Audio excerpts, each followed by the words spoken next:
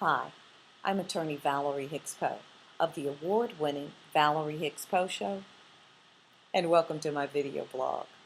Today's topic, or I should say this week's topic, is voter fraud. Fact or myth? You decide. Curiously, there is a conservative movement underway, taking extraordinary measures to prevent what they're calling voter fraud.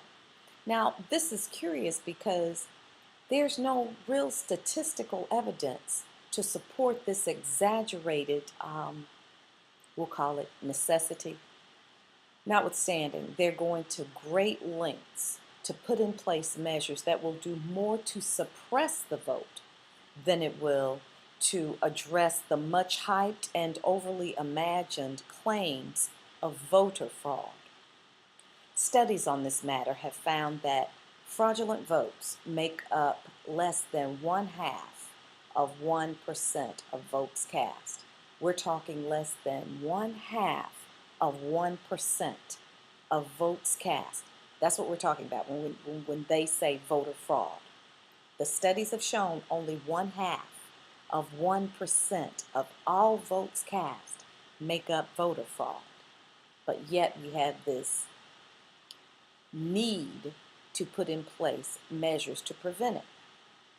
Now, what they aren't telling you is that if voter ID laws and the purging of voter rosters are allowed to stand, it's estimated that 10, possibly 11% of American voters will be adversely impacted.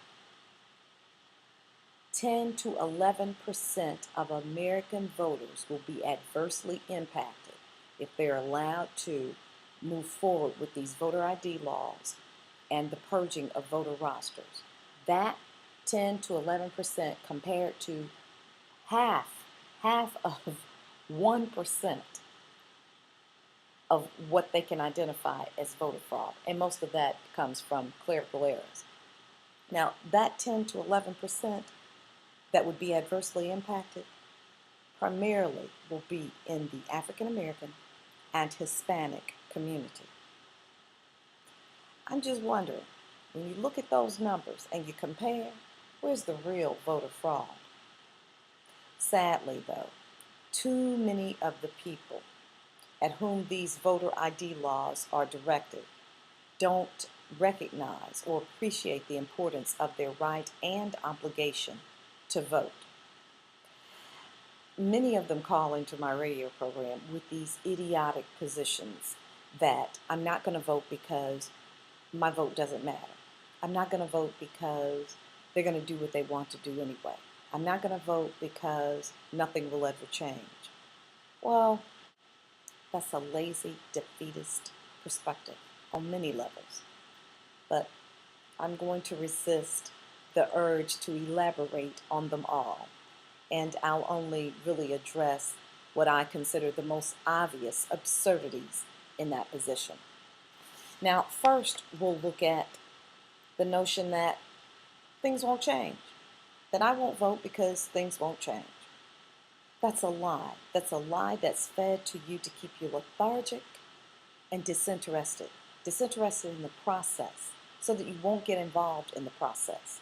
Consider this, between 1956 and 1965, the Supreme Court of the United States, the same body that only a few decades earlier determined that separate but equal was the law, overturned itself and found that segregation was no longer lawful. And in 1965, the Voting Rights Act passed while opposed. It was opposed, but it still passed. And the reason that it passed is because we elected people who understood the importance of that law.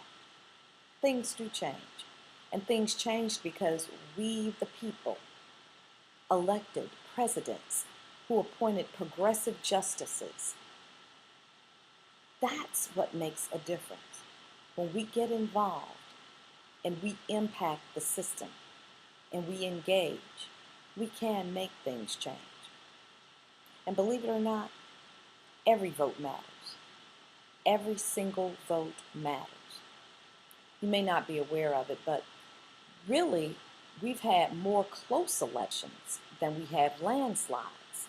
In fact, at least 12 presidential elections were decided by less than a 1 percentage point margin.